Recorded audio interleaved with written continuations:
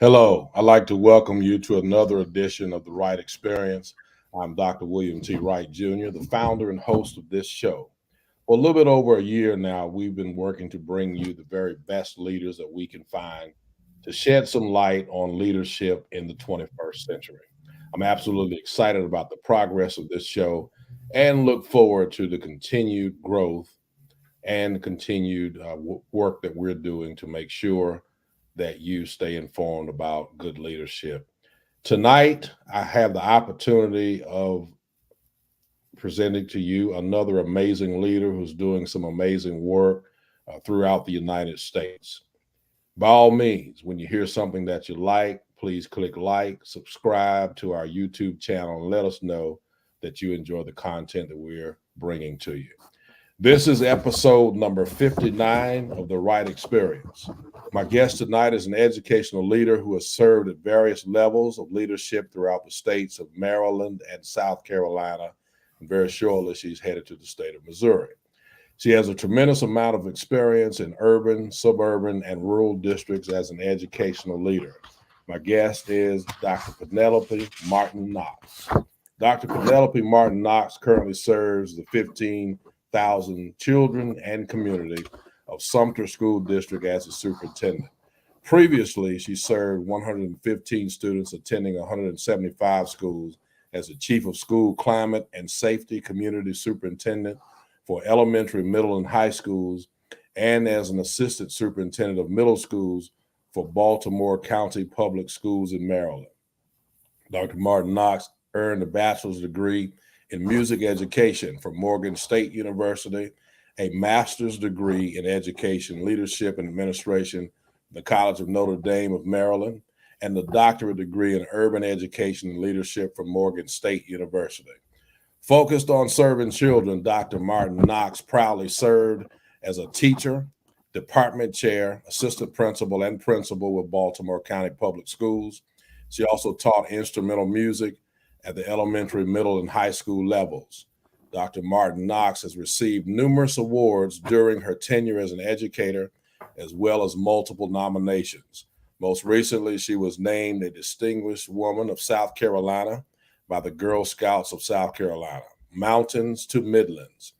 Other awards and nominations include Who's Who in American Colleges and Universities, Teacher of the Year, Walt Disney nomination for the American Teacher Award, and Who's Who among American teachers. And at this time, I'd like to welcome to the Wright Experience my new friend and colleague, Dr. Penelope Martin-Knox. Good evening. Welcome to the Wright Experience. Good evening, sir. How are you? I am doing well. I'm doing well. And certainly excited about having you here on the show tonight and got some questions for you and so forth. But just want to start out by saying thank you so much for the leadership that you're providing and the smooth transition of power. I'll be coming to Sumter July 1 of 2022. As you embark on your new endeavor, I will be too. And just want to say that on this show that I am certainly pleased with the peaceful transition of power. We could show the presidents how to do it, couldn't we? That's what we'll say anyway, right? So Dr. Martin-Knox, tell us about the amazing work that you've done during your tenure as superintendent of the Sumter School District. Well, again, let me just say thank you for the opportunity to participate with the Wright Experience. And one of the components you just shared was about the transitional piece. And I think that it lends itself very well to the question about the work that has taken place here in Sumter. And let me just say it's an amazing community. An amazing community with amazing children. And so the work that we've done, we've tried to be innovative and creative. And my 3 years of tenure here in Sumter were interrupted, if you will, by the pandemic, just at the end of my first year. So the experiences that both you and I encountered is not something that leadership can teach you. It truly was an opportunity for us to reshape the way in which we educate children while keeping the momentum going, if you will. And so one of the things that I'm very proud of is the manner in which we rolled out, if you will, the way in which we were going to educate our children. And so we had to provide professional development to our staffs just to ensure that instruction was going to continue in a virtual capacity. I'm grateful for our teachers, for our principals, for their openness and their ability to embrace the approach through the use of technology. While we had technology accessible to us, we truly had to put it to work in the midst of virtual learning. I'm very proud of the manner in which we transitioned from virtual to a hybrid model and then back to a traditional face-to-face model.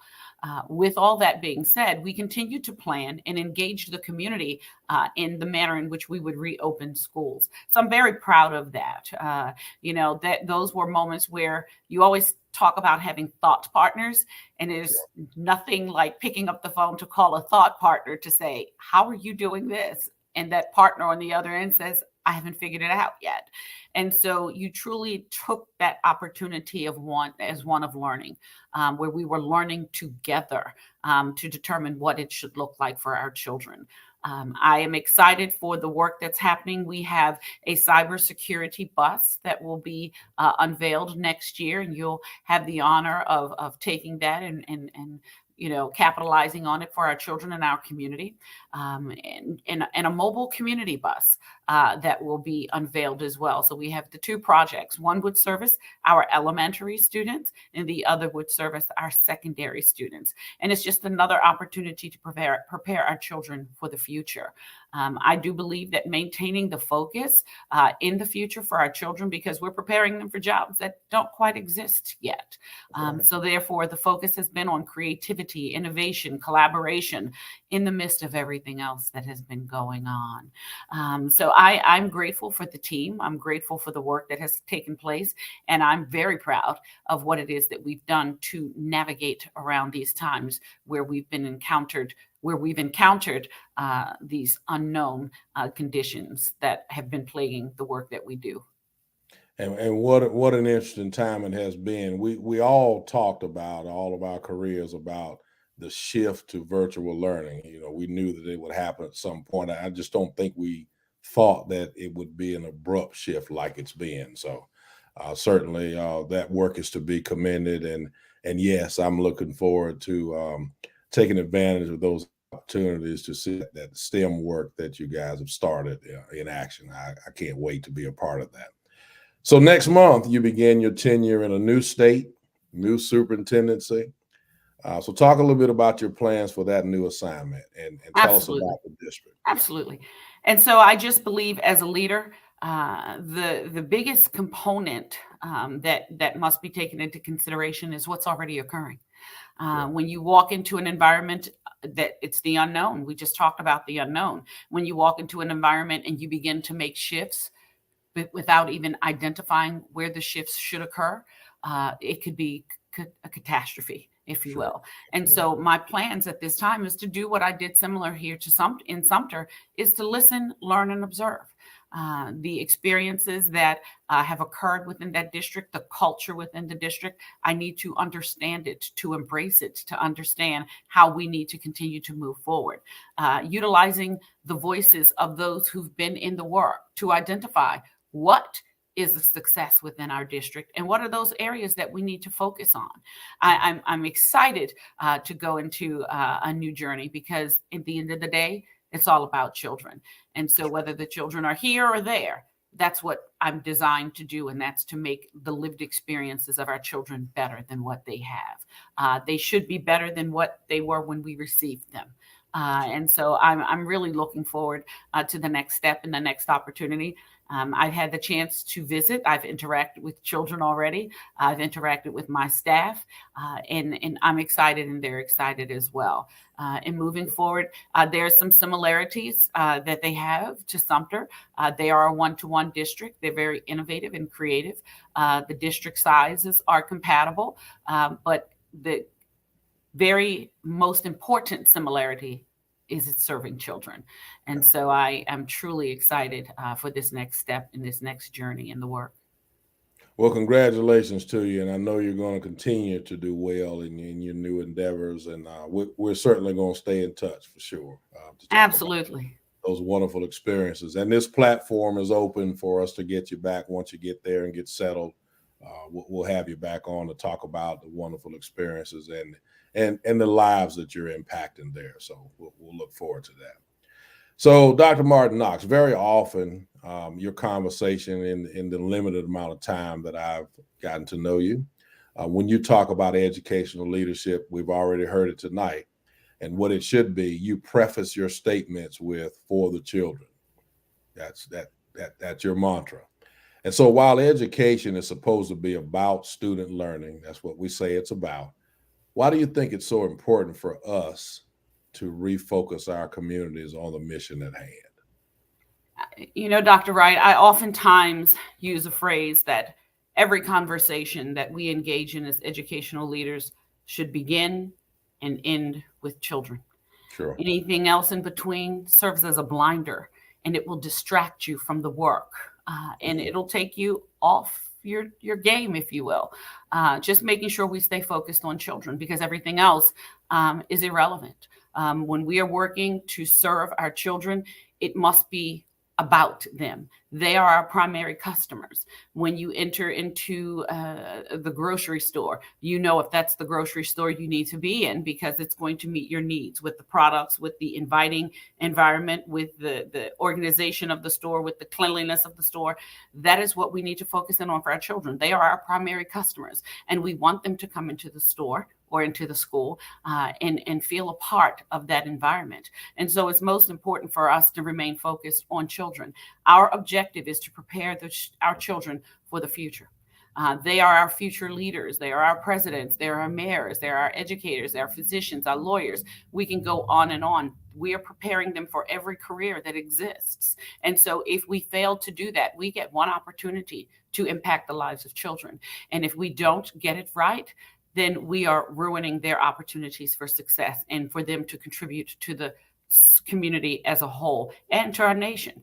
And so it's most important that we as educators take the opportunity to stop and think of the impact that our decisions have on our children. Every decision we make should be about a child and what it does best for them. And so whether we're in the classroom, whether we're leading a school building, whether we're leading a school district, every decision that is made should benefit the children. Now, when we as leaders begin to have the conversations, whether it's here in Sumter where I have 15,000 children, or whether it's from Baltimore County where there were 115,000 children, you're not going to make a decision that's going to please everyone. Sure. But just as long as that decision benefits children, that's all we need to wrestle with. Just making sure it's in the best interest of every child, beginning and ending with those young people in mind. I love it. That's the business that we're in. And if you don't have a passion for children, education is probably not for you. I mean, that's just the bottom line. I would agree. Yeah, absolutely. So as we move forward, what do you see as some of the most significant challenges right now facing educational leaders? I think the challenges really encompass what should education look like. Mm-hmm. I think that there are so many negatives around the pandemic that has impacted us, but I also think there's a positive, because this gives us an opportunity to reshape what education should look like for children, and really honing in on what should a classroom look like? What should an institution of education look like? And how do we best serve the needs of our children? There are children who are going to learn in the classroom, face-to-face, in a brick and mortar infrastructure, more so than some kids who may learn better working independently and in a virtual capacity. We have to find that balance, if you will, to ensure that we're meeting the needs of every child. I think right now, navigating through the impact of the pandemic. Yes, we went through it, but now it's navigating through its impact. And so there's some future implications that we've not yet seen to even begin to address. And so I think the biggest challenge right now is just really shaping what education should look like. Coming back to a sense of community as a whole, making sure we calm the fears of our children, of our teachers, of our building service staff, whether it's support staff, our bus drivers, cafeteria workers, because right now what we are facing is a shortage of staff. And so really getting others to understand this is a safe place And you said it best a few moments ago, that it's really investing in our children, and ensuring that they know we need them. And so rebuilding that foundation of education and demonstrating its importance, whether it's higher education or K through 12, whether it's public, private, charter, it's really about reshaping what education should look like at this time. And what I oftentimes say is it's not an individual's decision. It is something that needs to be addressed in a collective approach, inclusive of our parents, our communities, our politicians. Everyone has a part to play in how we educate our children. And so it's time for us to sit at the table and have those conversations that we just talked about with the beginning and the end about children. And we'll get there. It's one day at a time. That's right. And if there's ever a time for us to look at thinking out of the box and reinventing education, now is the time. I agree with you wholeheartedly. You didn't say we got to do that, because but that's what I meant. Yeah, absolutely. Because education, as we have experienced it over the last 50, 100, 200 years, cannot be education of the future. People are different. People's expectations are different. The way children learn is different. And so we've got to, that's right. We've got to take this opportunity to reinvent this world of education that we live in. And you know what I oftentimes think of, and I've referenced it several times, and I might be dating myself. You ever watched the Jetsons? Yes. Sometimes I'm like, they had it right back then. Way back then, right? And way back then. And we need to catch up with that, don't we? Absolutely. That's true. So you've already talked a little bit about this, but what is essential? What are some of the things that are essential to the future of public school education, other than this out of the box thinking? What can we not do without, and how do we get to where we need to be 5-10 years down the road, in your opinion? I think making judgmental decisions about children and where they are, we have to assess and meet them where they are. When we talk about learning loss, when we talk about summer slide, when we talk about the COVID slide, how do we know children have taken a step backwards? Yeah. Some of our children have maintained the momentum, and there are some children who have not been able to learn in those environments. So I think the biggest piece is meeting children where they are and taking the opportunity to determine where they are, and building around that structure. It is so important that we focus all of our efforts on their learning and their achievement, if you will, and using multiple indicators to determine that. I do not believe one single indicator will determine a child's success or a child's academic achievement. There are some children who will excel in math, regardless as to the way in which it's delivered. And there are some children who are going to struggle with math, no matter how many manipulatives or how many different ways we provide them with instruction. I think it's truly getting to know and understand our children, so that we can formulate a comprehensive plan and a way in which we deliver. And we've been talking about children because they are the most important part of our work, but we're also needing to focus on the adults, because it's reshaping how we've all learned and how we've been taught. And so right now, that's one of the challenges, I believe, just reshaping the way in which we have done things. And we have to be inclusive of the staff, making sure that we provide them with professional opportunities to continue to grow and to shift that narrative, if you will, on these stereotypes sometimes that plague the way in which we do things, which causes us to have these judgmental decisions about children and what education looks like. And telling the story. Oftentimes we don't tell the story. We are engaged in the work. I believe it was in the book of Heifetz. Sometimes he says you got to step out off the dance floor and step onto the balcony to look down to see what's happening around. I think we have to step back sometimes and just look down to see what's happening around us, and then begin to formulate a plan, as opposed to sitting back and saying, this is what needs to occur. Let me loop it back to what we talked about earlier in terms of moving into a new position, or a new district. Sitting back and listening and learning. And so I think that's where we are. Again, when Heifetz says you stand on the balcony, you look down on the dance floor, you're able to gauge from a more macro perspective what should be occurring or what's actually occurring, to provide the tools, the support, and then the accountability, as opposed to the accountability for people doing the work that they think is right without having the guidance that is necessary to lead them to success. Yeah. And certainly when we're interacting with young folks, former colleague of ours, right along the lines of what you're talking about, penned a book called Do You Know Enough About Me to Teach Me? You know, before you get to that education, we've got to learn the folks that are doing the work, as well as the students that we're trying to impact. So that's good stuff. I like that. I'm going to borrow that, Dr. Martin-Knox, for sure. That's good stuff. So Anytime. Thank you. So what advice would you give to a female leader in particular who is assuming a leadership role in education, and then in general? What advice would you give? Sure. And sometimes I say, if I provide you with a document and did not tell you that it was what the gender of that individual was, how would you critique it? And so as women, we know that looking at women in leadership, the numbers are much smaller than they are to our male counterparts. I think that when you step into the room, you need to own it and be a part of the work and not isolate yourself. And what I would encourage our male counterparts to do is to embrace us and look at us as leaders and not as women in leadership. Look at us as leaders. And so I think that there's an opportunity for everyone to learn from each other. I think you and I have been doing that quite frequently. Sure. I don't think there's been a time where you and I have had conversation where I said, he's mistreating me as a woman, or he's not valuing my opinion as a woman. I certainly hope not.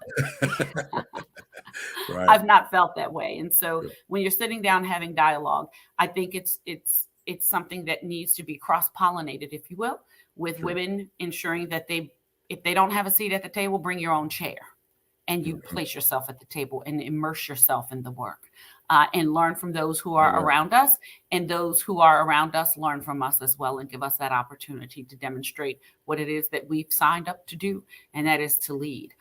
When you look at the statistics around the nation with the number of women, particularly in superintendency positions, those numbers are very low in comparison to males as well. And then it truly is about demonstrating your ability and capabilities of doing the work. Sometimes we live by stereotypes for multiple reasons. But as women, we have to make sure that we are working diligently to show that we're capable of having a seat at that same table, but also allowing us to tap into some of the other resources that exist. And then again, serving as a resource as well. So what about networking too? Do you think that plays a key role? You know, having not necessarily female-based networking, but just leaders in general having that network of people that they can depend on and talk to and learn from and so forth. Do you see any value in that? I do. Quite frankly, there are a couple of hashtags out there for women. And I hope they don't mind me using this, but for those who are watching and observing and listening, there's a hashtag for Sister Sups, and it's women on, I believe they're on the West Coast, and they come together as partners. There's a group in Texas that also uses that hashtag. And so that's another way of networking. So when we talk about networking, oftentimes you talk about being at a conference and in a room, and sometimes we get stuck in that space. This is now an opportunity for us to learn from one another in a different capacity. And so social media is a very good place for that to occur. If you go to Twitter and you do hashtag Sister Sups, you'll see the conversations, you'll see the daily or the weekly information that's shared from those important individuals that are networking. I would also share with Instagram. It's the same thing, not so much on Facebook. And I'm not knocking Facebook by any stretch of the imagination, but I find that Twitter and Instagram are pretty much the go-tos for me. If I'm looking for a topic, I begin to network that way as well. But I do believe making your presence known at various professional development opportunities and conventions, it is definitely something that will continue to grow you as you look to improve your practice. And multiple measures of professional development certainly make us all more well-rounded, and it puts us in a because we all can learn. I can. We go to these national conferences, and inevitably you're sitting beside a superintendent from Oklahoma, and you strike a conversation, and you learn that some of the same experiences and challenges and triumphs that you have wherever you are, they have too. So the power of networking, as you're saying, is immense, and that's great. I did not know that information, so that's good information for us, and I'm sure we've got some sister soups, as you said, that are listening that will jump on that as well. So that's great. That's absolutely outstanding.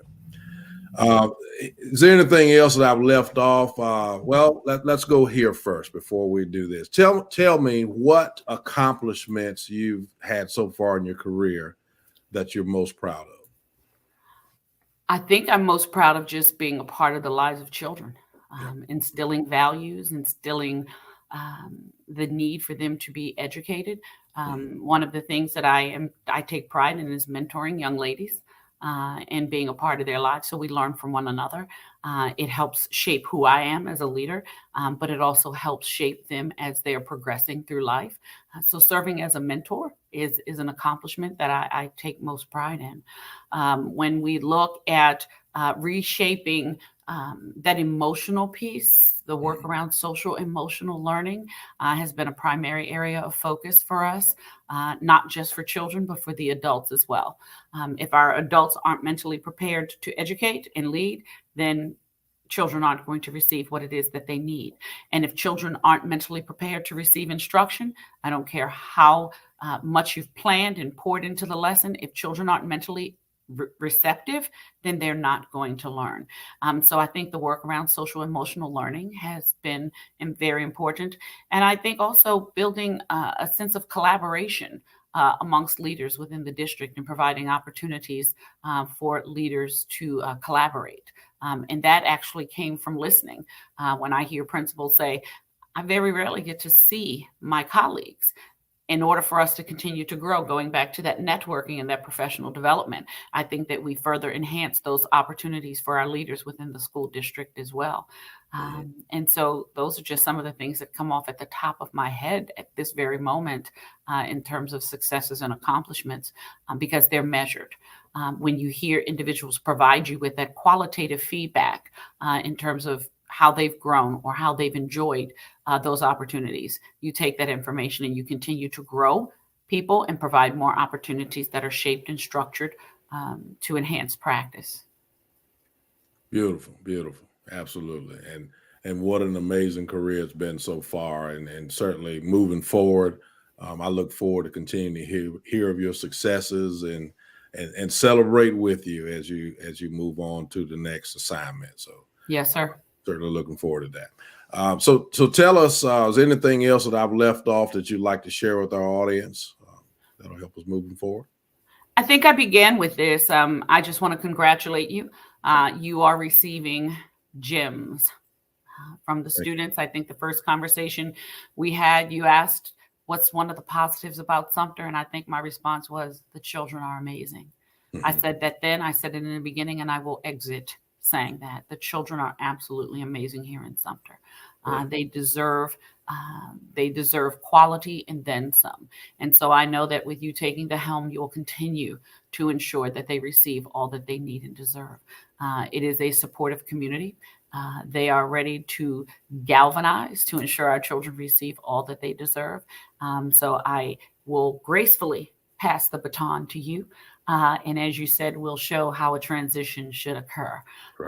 And when I step out of the way, I'll step out of the way. I think sometimes it's difficult for people to leave where they've been. But one of the things I've learned is when you've put practice in place, those practices should be sustained when you're away. And so I know that work will continue and it will be enhanced further. And I very rarely use this phrase, but the thing that comes to mind the most right now is Covey says it, moving from good to great. And so I look forward to Sumter moving from good to great. And I congratulate you again on receiving this prize. Well, thank you. Thank you very much. And right back at you. Thank you for your amazing leadership and leaving Sumter in a good place where we can begin that journey of moving from good to great. I'm excited about the opportunity, and just thank you for the service that you've given to those children, and will still for what 20 more days or something like that. I'm not the counting person. You know how some people count down to the last day of school. Exactly. I've never been the person that counts. So. Nor am I. Hold on with me for a minute, Dr. Martin-Knox, and we'll come back and close out the show. Yes, sir. Thank you. So next week, for the 60th episode of the Wright Experience, I'm going to present a founders episode of the show. You may begin right now at the end of this broadcast sending me questions that you'd like for me to ask about leadership. You can do so through the Facebook page or in the comments section, even of YouTube.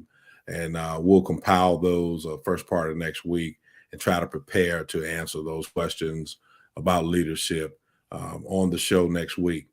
You may send those questions to me, as I said, on the Facebook page for the show, or at my YouTube page, Dr. William Wright Jr. And we'll do the best we can to try to answer those questions and get you some answers about leadership.